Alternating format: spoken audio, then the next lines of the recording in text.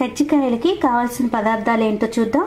ఇట్లా 1 కప్పున్నర మైదా పిండి తీసుకోండి. మీరు ఈ మైదా పిండి వద్దు అనుకుంటే ఇట్లా మైదా పిండి బదులు గోధుమ పిండిని కూడా వాడుకోవచ్చు.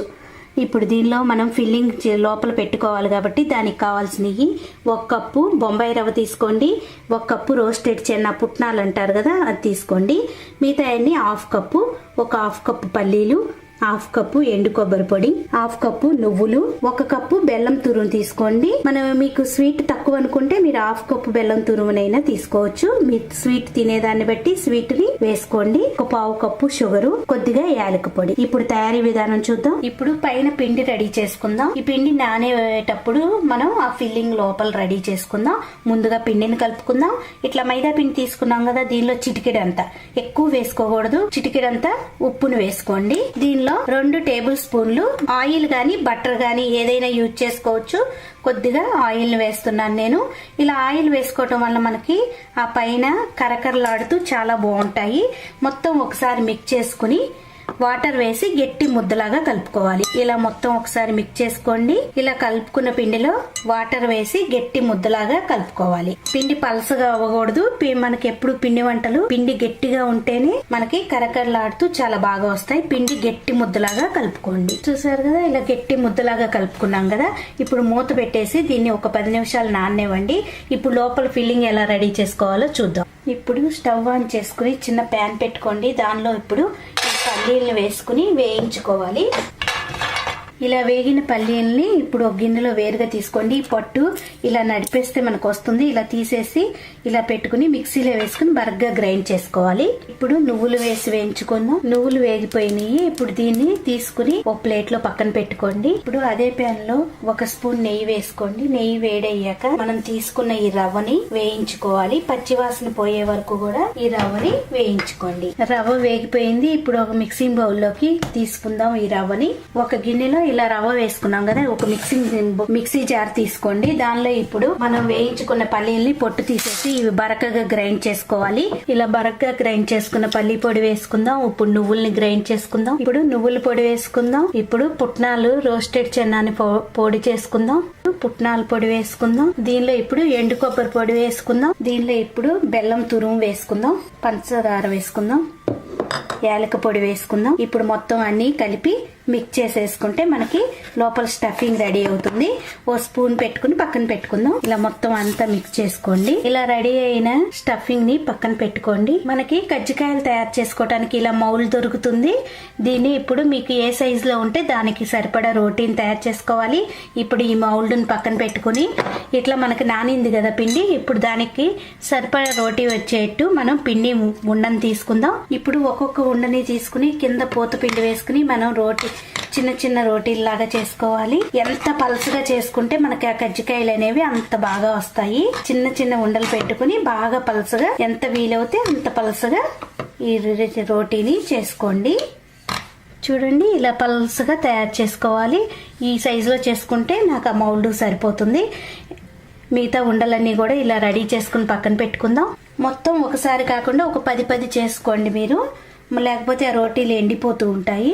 ఇప్పుడు మనం ఈ మౌలు తీసుకున్నాం కదా, ఈ అంచులకి కొద్దిగా ఇట్లా పూత పిండిని రాసుకోండి. పిండి మనకి ఇట్లా అతుక్కోకుండా చక్కగా వస్తుంది.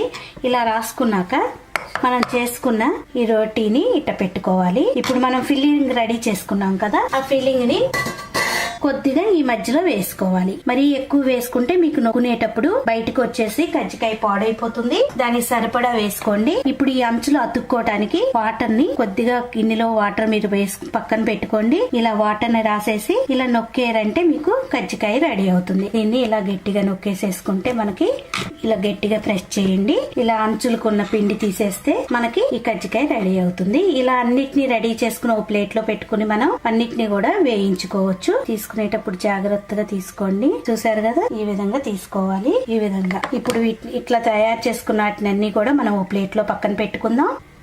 ఇలా మనం కజ్జికాయలన్నీ రెడీ చేసుకున్నాం కదా. ఇప్పుడు స్టవ్ ఆన్ చేసుకుని డీప్ ఫ్రై కావాల్సినంత ఆయిల్ వేసుకోండి. ఆయిల్ వేడయ్యాక వీటిని ఒక్కొక్కటి లో ఫ్లేమ్ లో పెట్టుకుని మెల్లగా నూనెలో వేసుకోవాలి. హై ఫ్లేమ్ లో పెడితే మనకి కలర్ వచ్చేసేసి మెత్తగా అనిపిస్తాయి. లో ఫ్లేమ్ లో పెట్టుకుని వేయించుకోండి. ఇట్లా వేసి వేయించుకోవాలి. ఒక సైడ్ వేగాక మెల్లగా రెండో వైపుకి ఈ విధంగా తిప్పుకొని రెండు వైపులా కూడా ఎర్రగా వేయించుకోవాలి. చూడండి, మనకి ఈ కలర్ వస్తే సరిపోతుంది. మనకి రెండు వైపులా కూడా చక్కగా వేగినాయి. ఇలా చేసుకుంటే మనకి ఎన్ని నెలలైనా చక్కగా కరకరలాడుతూ చక్కగా ఉంటది. చాలా రోజులు ఫ్రెష్గా ఉంటాయి. చూసారా, ఈ కలర్ వచ్చాక మనం ఒక చిల్లులు గరిటలోకి ఈ విధంగా తీసుకుంటే సరిపోతుంది. మనం ఇప్పుడు మిగతా వాటిని అన్నిటినీ కూడా ఇదే విధంగా వేయించుకోవాలి.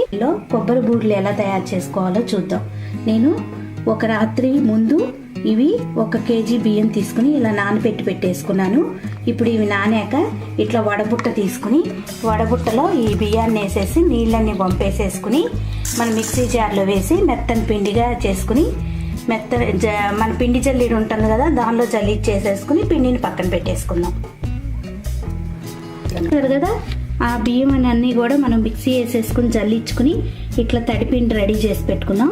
దీన్ని ఇప్పుడు పక్కన పెట్టుకుని ఎలా తయారు చేసుకోవాలో చూద్దాం. మనము కొబ్బరి బూరెలు కదా చేసుకునేది. పచ్చి కొబ్బరి తీసుకుని ఒక పావు చెక్క తీసుకుని ఆ సన్నగా ముక్కలు కోసుకుని ఇలా తురుముకుని పెట్టేసుకోండి. ఇప్పుడు దానిలో మనం నువ్వులు కూడా వేసుకుంటే మంచి టేస్ట్ వస్తుంది. ఇట్లా 4-5 స్పూన్లు నువ్వులు తీసుకోండి. కొంచెం యాలక పొడి, డీప్ ఫ్రైకి కావాల్సినంత ఆయిల్. ఇప్పుడు మనం 1 కేజీ బియ్యం నానబెట్టుకున్నాం కదా, కొంచెం 1/2 కేజీ బెల్లం తీసుకుని దానిలో కొద్దిగా వాటర్, 1 పావు గ్లాస్ వాటర్ పోసుకుని పాకం చేసుకోవాలి. చూస్తారు కదా, మనకి బెల్లం అంతా కరిగి పాకం రెడీ అవుతుంది.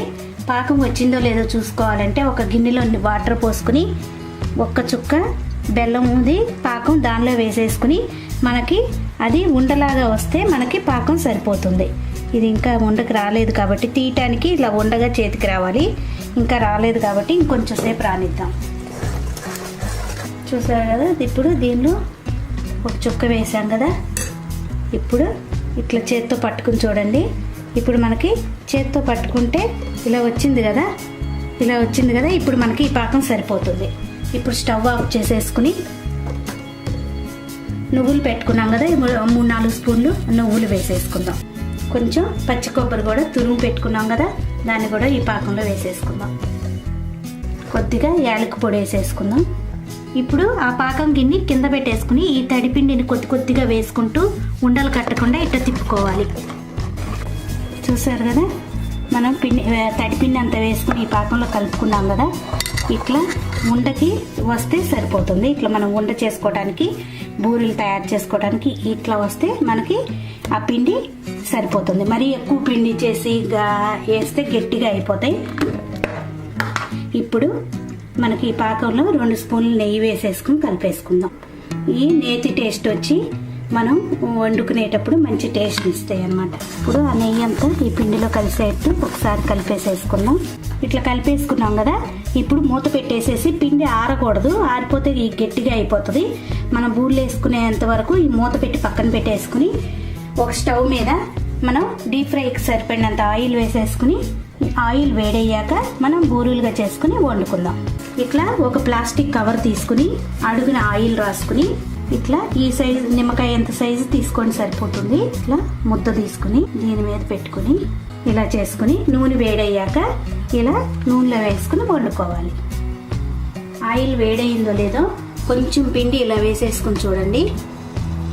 ఇప్పుడు అలా కాగిన తర్వాత మనకి ఇప్పుడు బూరెలు చేసుకున్నాం కదా, ఇప్పుడు నూనెలో మెల్లగా వాటిని వదలాలి.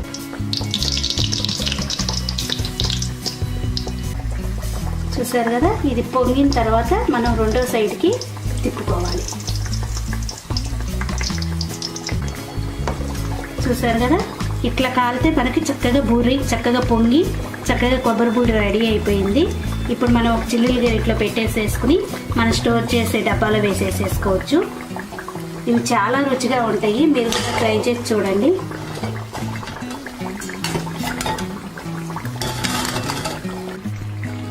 చూసారు కదా మనకి ఎంత చక్కని బూరెలు రెడీ అయిపోయినాయో.